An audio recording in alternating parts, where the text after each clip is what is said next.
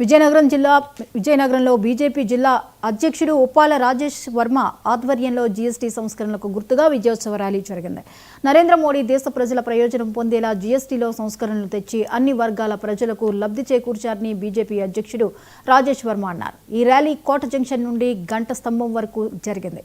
ఈ కార్యక్రమంలో రాష్ట్ర కార్యదర్శి రెడ్డి పావని, జిల్లా కార్యదర్శి నడిపేన నారాయణమూర్తి, బీజేపీ శ్రేణులు పాల్గొన్నాయి.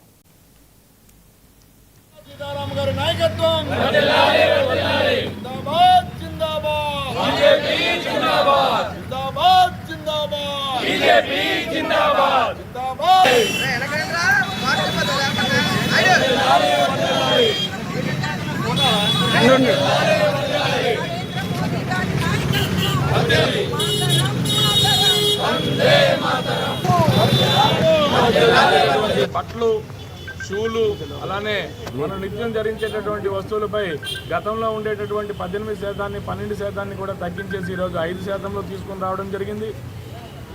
మహిళలు ఉపయోగించేటటువంటి వస్తువులు కానీ శానిటరీ ప్యాడ్స్ ఏదైతే తీసుకుంటే మనం ఈ శానిటరీ ప్యాడ్స్ మీద జీఎస్టీని పూర్తిగా సున్నా చేయడం జరిగింది.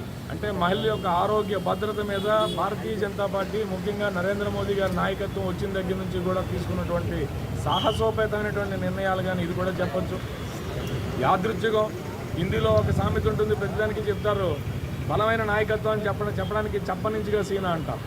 అంటే 56 అంగుళాల ఛాతీ గలవాడు అని చెప్పి అలాంటి నిర్ణయమే ఈరోజు 56వ జీఎస్టీ కౌన్సిల్ సమావేశంలో తీసుకొని మరొకసారి మోదీ గారు 56 అంగుళాల తన ఛాతీని ఈరోజు తెలియజేయడం జరిగింది. ఒకవైపు అమెరికా మనపై సుంకాలు విధించి మన వాణిజ్య వ్యాపారాలన్నీ పూర్తిగా కూడా సమూలంగా నాశనం చేసేటటువంటి ఆలోచన చేస్తూ ఉన్న తరుణంలో ఒకవైపు మన వ్యాపార రంగాల్ని మనందరం కూడా కలిసి కాపాడుకోవాల్సినటువంటి ఆవశ్యకత ఉంది.